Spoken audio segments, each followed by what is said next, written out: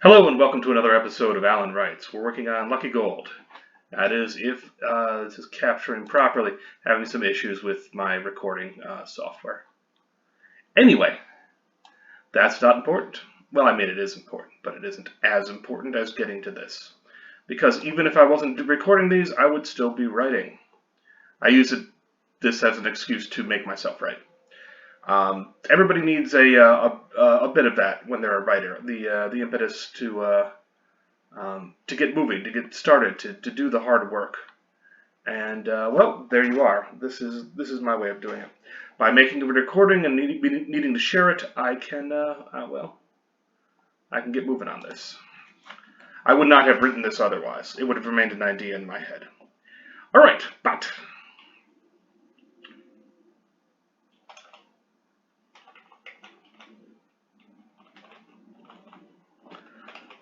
Daniel, look to Gus when the property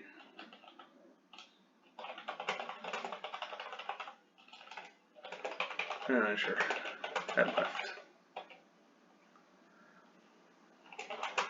It was still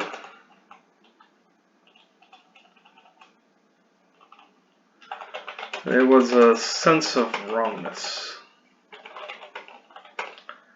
to his friend. Something that didn't fit.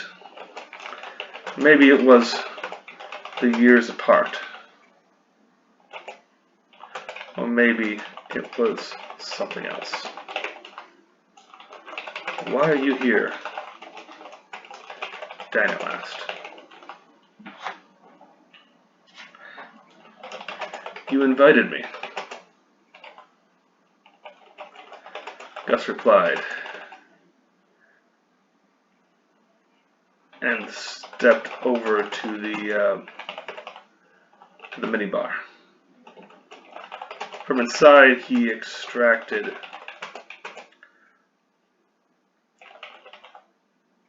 a fruit cup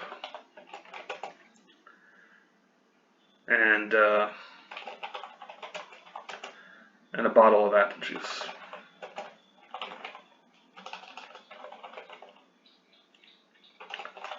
Remember.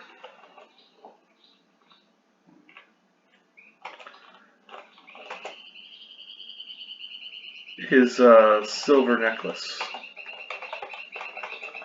flashed as he did so.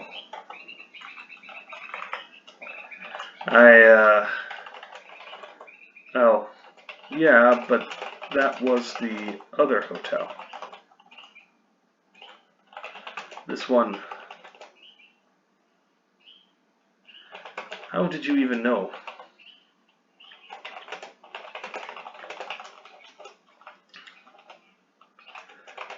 A couple of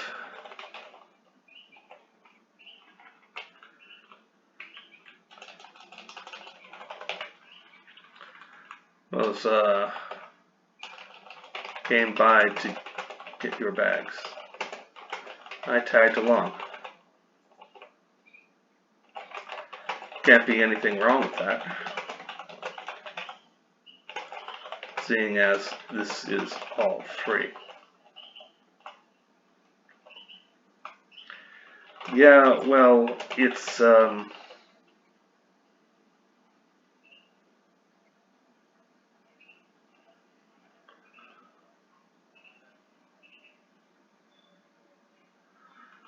yeah, well, it's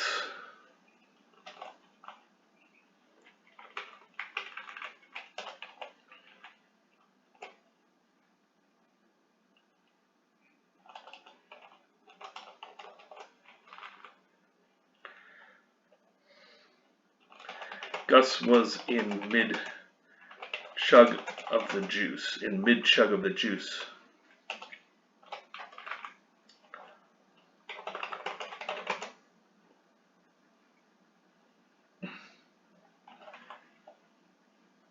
When he suddenly sputtered and coughed.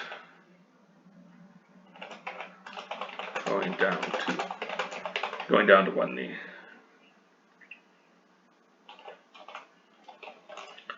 Jesus, you all right? Buddy, are you all right?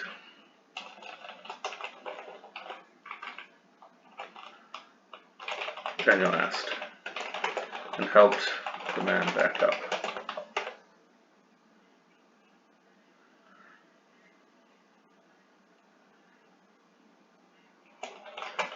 He was a man, not the boy he remembered, that he still saw even.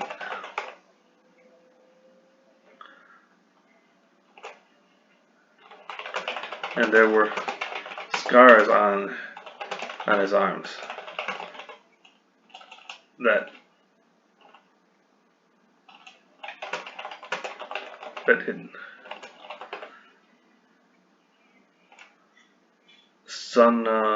Sun-worn and faded.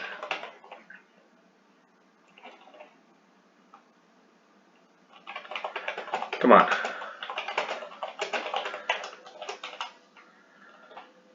Shit.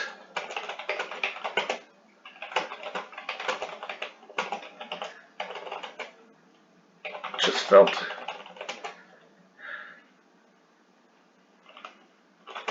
We gotta move. I just got here.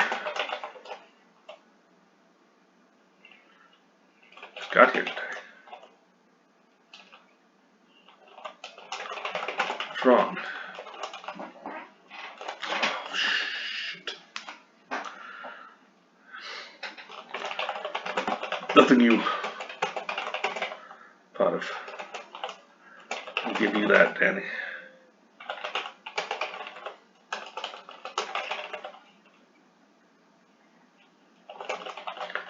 You're a good man,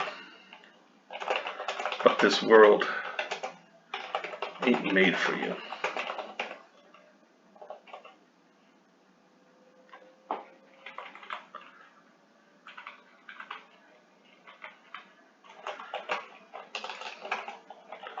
Ben drew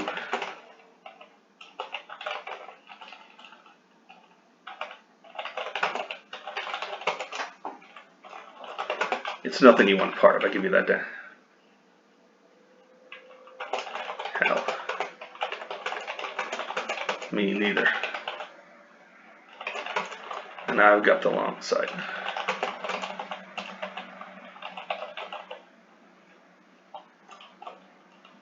Sorry, the what?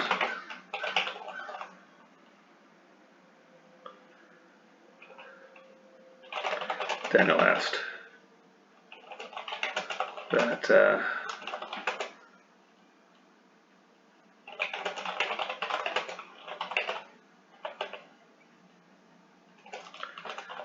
juice in the lungs.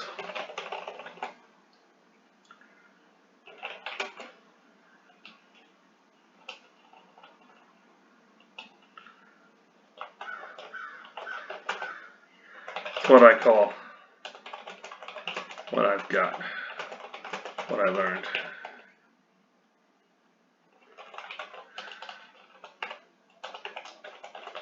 Gus said, as he stared at the window. He raised his necklace up, and it went twisting.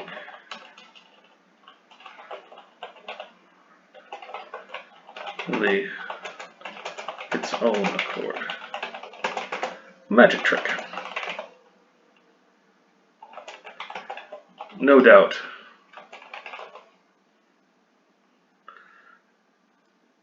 No doubt made by subtly twisting his fingers around the length.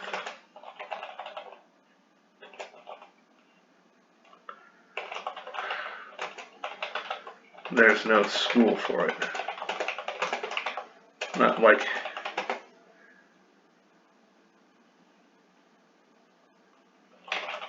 it's learned.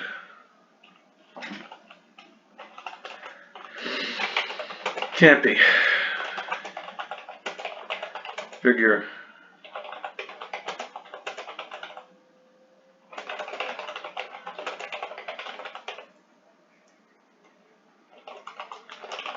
you're not making sense. You're not making sense. Of course not. Hey, let's go. That girl of yours.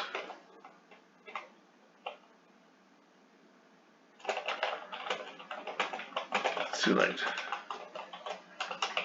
Too late for what?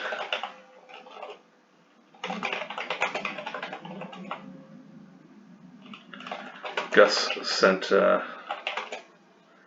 silver necklace to twisting.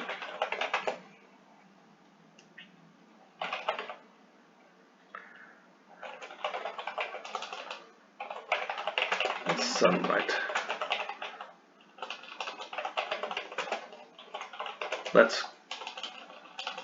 Let's go. Yours. Repeated.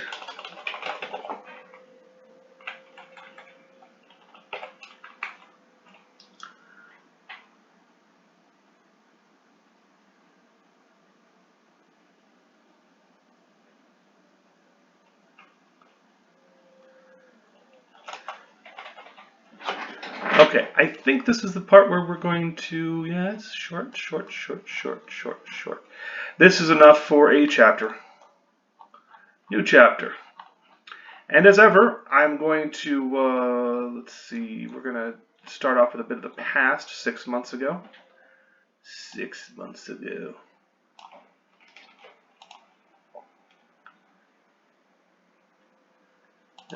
Began the weekend. One thing I do like about the editors is it will pick up things like that.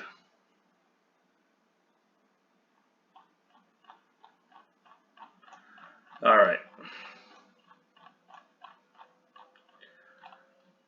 And of course it doesn't always work. But hey, it's better than nothing sometimes. At least it draws your attention to things that are wrong. Even if it draws your attention to things that aren't, so you can make the call. Again, if you're the writer, you get to make the call. If you want something that is grammatically incorrect but important for the story, you do that. Heather, crept forward, crawl. It's slow. It's slow. Crept forward slow.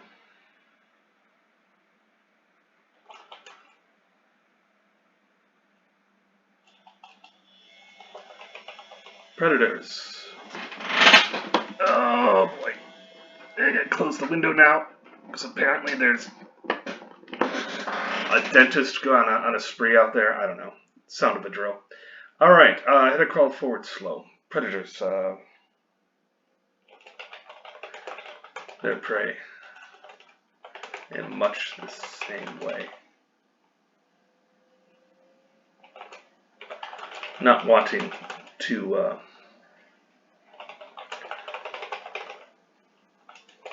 until the last moment. For her,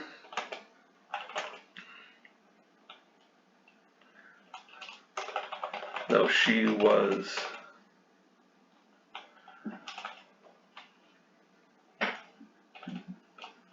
wasn't to kill anything.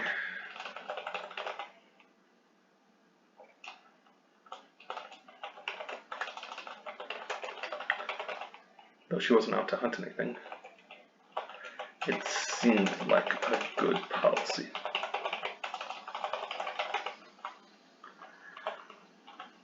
It also went on forever. In the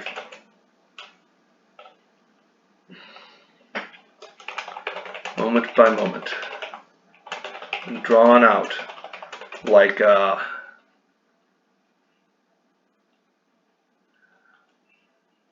layered sketch.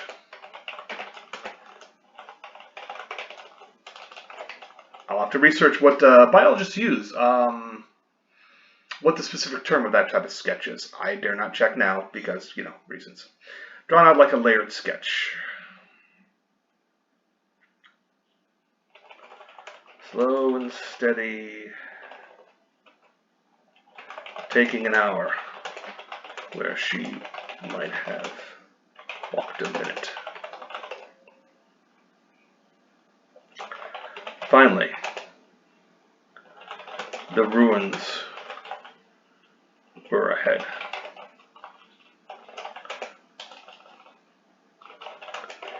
Checked her phone. Her phone and shielded the screen.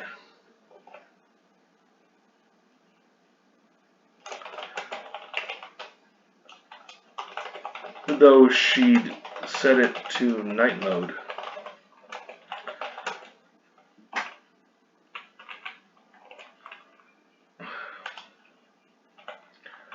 was still light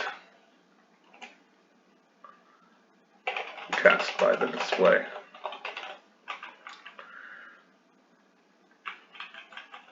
And turned down the brightness cast by the display. 0 bars. Crap. Alright, she had to go up.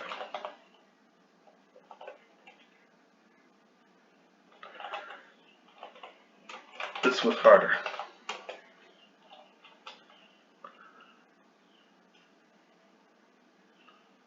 It's harder than just crawling.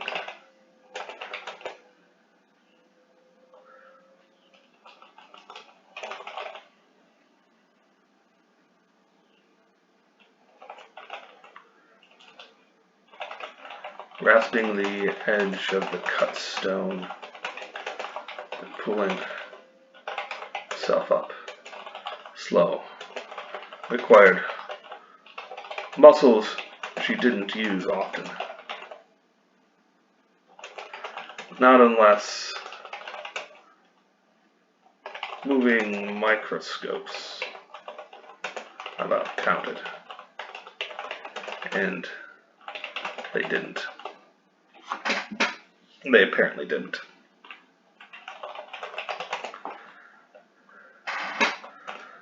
But no one started yelling at her or shooting. So she must be doing something right.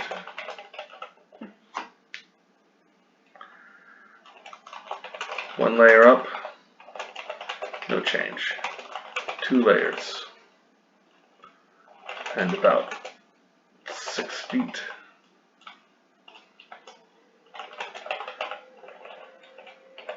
Nothing. On and on she climbed.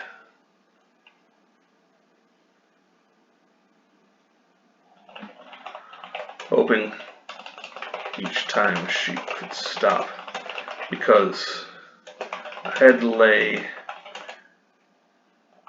the peak, and up there there would be no hiding.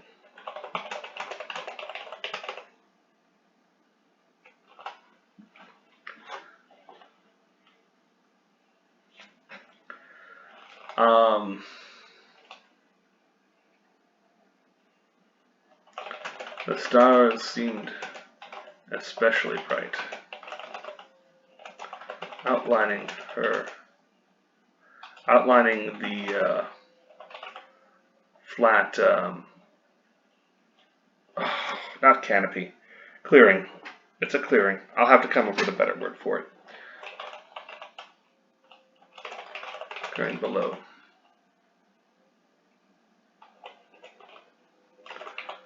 No one could be seen. No one with a gun. Anyway. Were they all asleep? Maybe. After all, who would come back here?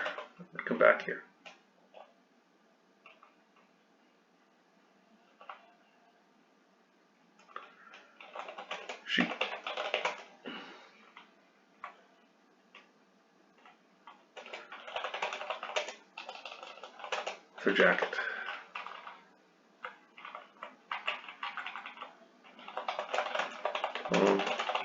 Took a look.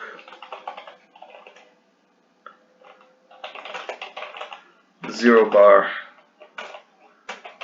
faded to a single flashing.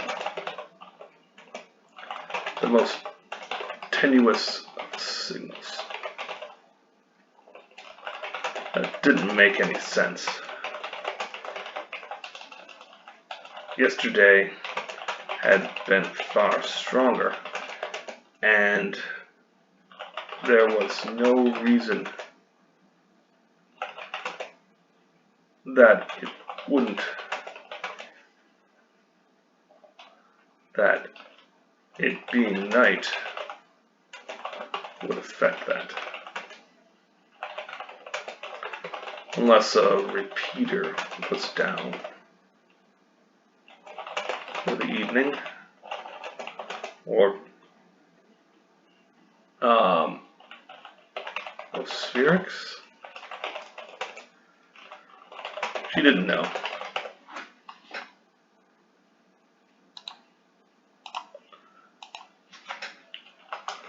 What she did know was that she almost had a signal, and that if she stood atop the peak of the pyramid and held up the phone, maybe the emergency signal broadcast. She climbed the last bit of stone and stood atop the triangular cap there.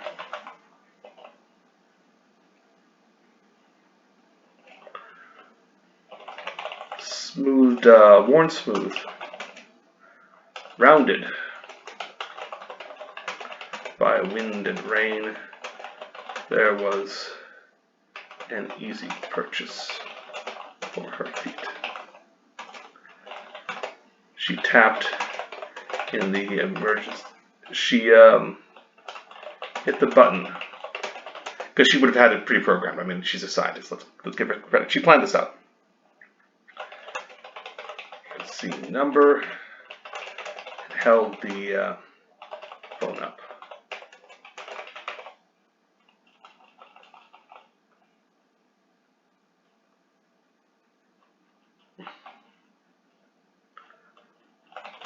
The light from it lit up her arm. No stopping that now.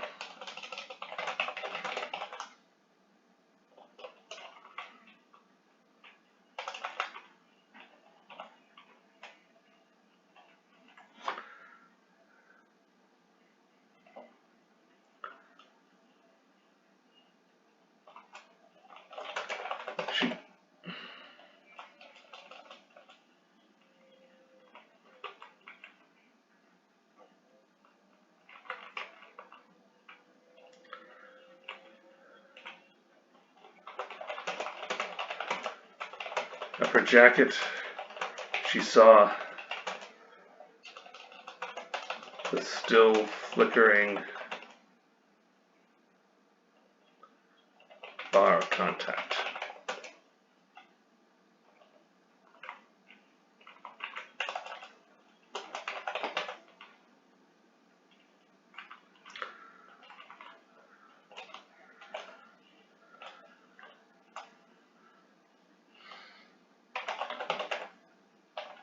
Couldn't hood it.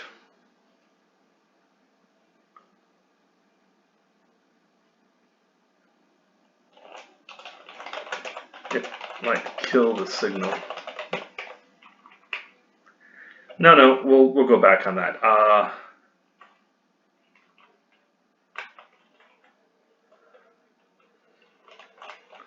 Was her jacket stopping the signal?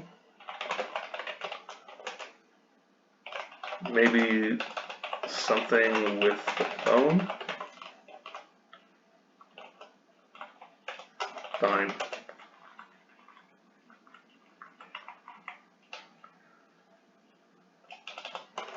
Nothing could stop this signal. The crackle of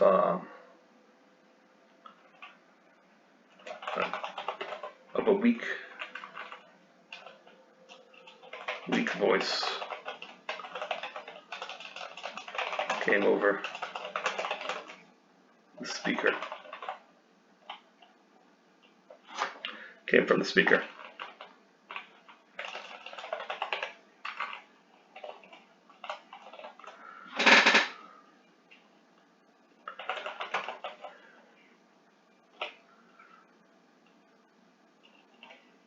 This is emergency response.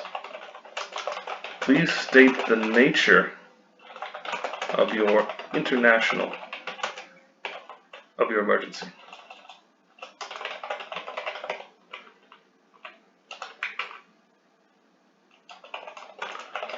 The voice crooned.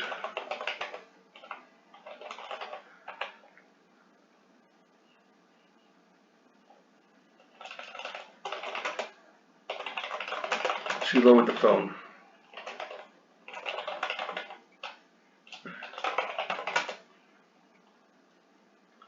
Recited her speech.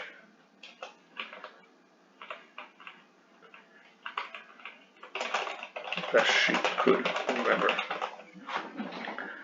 Alright, what was her boss? Who was her boss? Some guy. Dr. David.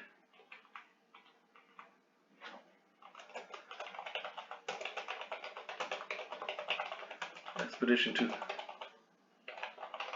Colombia. Hostages taken. Please send help.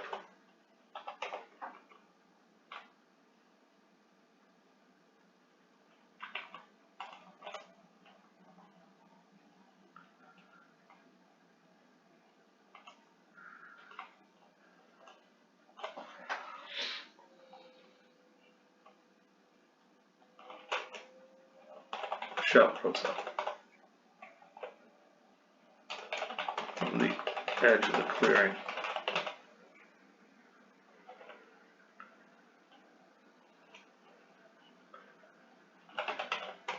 They hadn't been sleeping after all. She turned.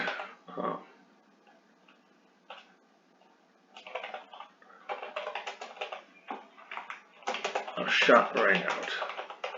She crouched down. The pyramid cap shifted beneath her feet. Suddenly, she was falling. And then we go to now.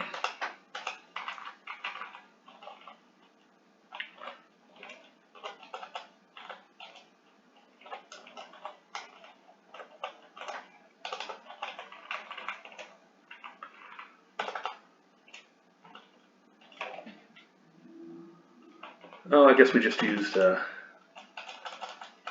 that's fine. Now, italics, please. Thank you.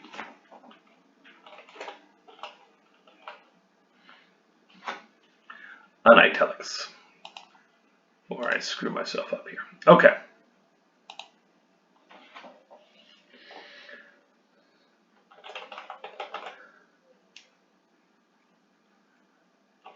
Heather heard the door chime and blinked herself back from her notes. Linguistic notes. Linguistic notes on her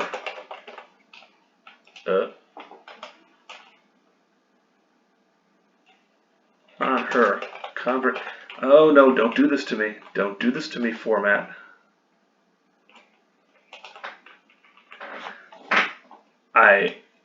I don't want you to do that. Heather heard the door chime, blinked herself back from her notes. Linguistic notes. Not her strongest suit, but she grappled with languages as both real and fictional before.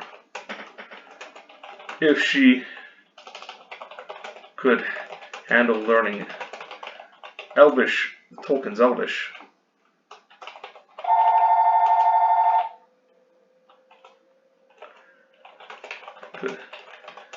she could handle an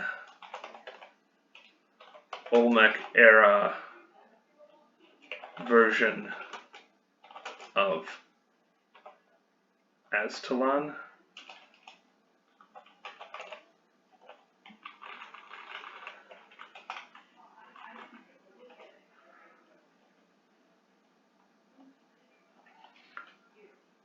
Okay, and that's where we're going to stop. So she's busy translating, trying to figure out the language that they're using. She's going to have a lot of success. She's going to have an intuition with this, and we're going to pass by most of the linguistic difficulties. There are some phrases or what have you that won't translate easily, but those we'll just discard. For the basics of conversation, I want this to be able to proceed. So they will proceed quickly, because I'm the writer. But she's going to confront Gus.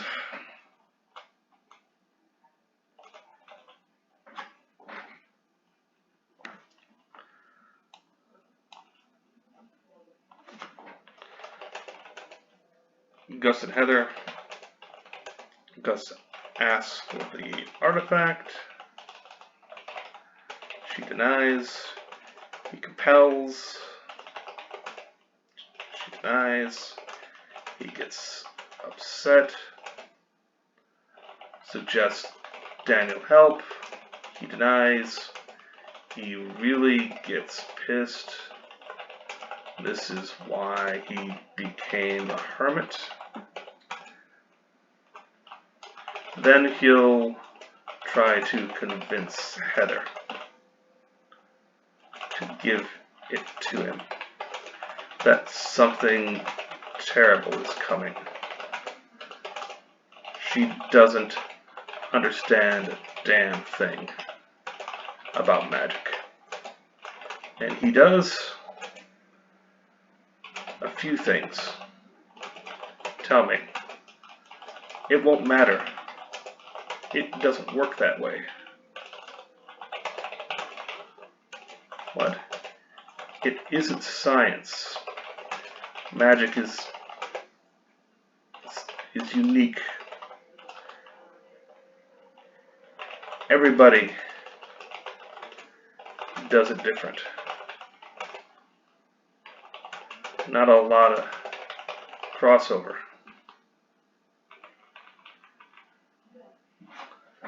Does it differently. Oh, I find. No, does it different. That's Gus's linguistic appellation. That's how he talks. He's a hermit. He doesn't see people very much. He tends to be clipped in his words and improper grammar. Not a lot of crossing. What I do, you can't. What you can, I can't.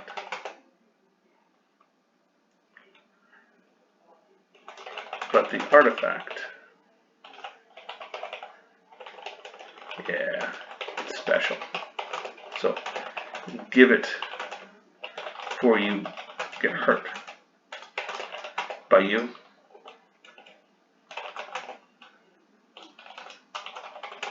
Call security. They won't help.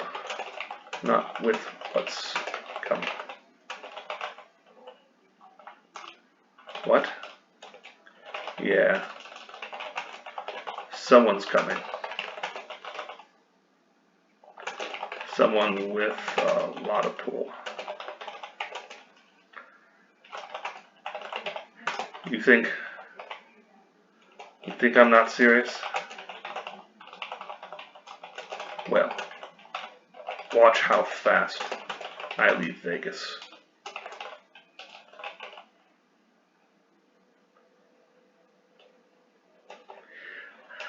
I need Gus to do a thing. To be dangerous. Security called? Yeah, he handles security. With a compel.